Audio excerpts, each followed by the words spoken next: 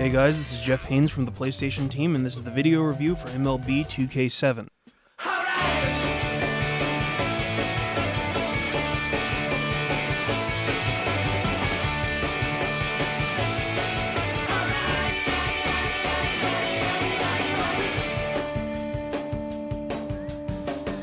Last year, 2K Sports tried to usher in the next generation of baseball with MLB 2K6. Unfortunately, it was a little bit lackluster. A lot of the features that they tried to implement didn't exactly fulfill their promise and kind of left people with bad taste in their mouth. So instead of passing over all the flaws and implementing some new features, 2K Sports decided to make this year a do-over and try and fix a lot of the issues that happened. The biggest problem is, while they fixed some of the major issues, they essentially created new ones, and that's part of the problem with MLB 2K7. First off, let's take a look at the base running, which was a huge problem with last year's game. As long as you had fast fingers, you could probably leg out just about any hit that you wound up getting.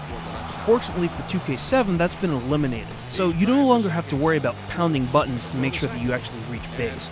Now it's fully based on stats, so if you're Juan Pierre or Hanley Ramirez, you're most likely going to get on base 9 times out of 10. If you've got a slowpoke, on the other hand, you better hope that you've actually, dropped the ball exactly where a fielder is not going to get it. In last year's game, you could try and queue up the base, and sometimes your runner would completely blow through your command, pop up, and keep charging off on a base that you didn't want it to take. This year's game is a lot tighter, so if you decide that you want somebody to take 2, they're only going to take 2. They're not actually going to try and leg out a third and definitely get that extra out. Now, there's still a couple of odd issues with fielding, even though they fixed a lot of the problems from last year. For one thing, infielders and outfielders will have this very funky situation where they'll try to barehand the ball instead of actually putting a glove down to catch it, and for some reason it'll actually squirt past them. The game won't register it as an error, but you'll know that that person actually hasn't got the ball in their hands, and you'll have to play backup on that position to actually make a play.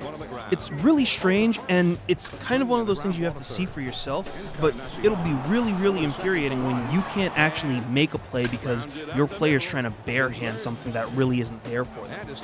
The last problem with fielding has to definitely be the dive mechanic. When you're trying to go for a climb on the wall to deny somebody from a home run, it's way too easy for the game to interpret your command to climb the wall as a dive command and find your player doing a header right into the wall instead of actually climbing that fence and robbing the home run. Little glitches like this really detracts from the game and kind of makes it seem like there's a few issues with fielding that still haven't been fully ironed out. Now, one of the pluses with MLB 2K7 is the redesigned AI to actually make it a little bit more realistic as far as game situations. Players can actually escape pickles now as opposed to always being tagged out because some players will hesitate and actually let somebody slip through their fingers. At other times, they might drop a ball that's easily catchable or completely make a bad throw and easily allow for a free base.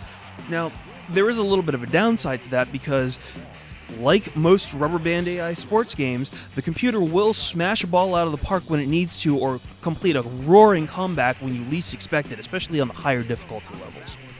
MLB 2K7 also features a redesigned GM and career mode, which visually upgrades the entire menu system for all 2K Sports and should literally be the benchmark for all sports games from this company in the future. The improvements in the visuals are not limited solely to the GM mode or the franchise mode because they also carry over to the overall look of the game, especially with the signature style that was implemented in MLB 2K7. Everything from the body shape to the implementation of little rituals to whether or not somebody happens to have a shin guard or gloves on their hands when they bat and take them off and put them in their pocket when they're running is perfectly in there.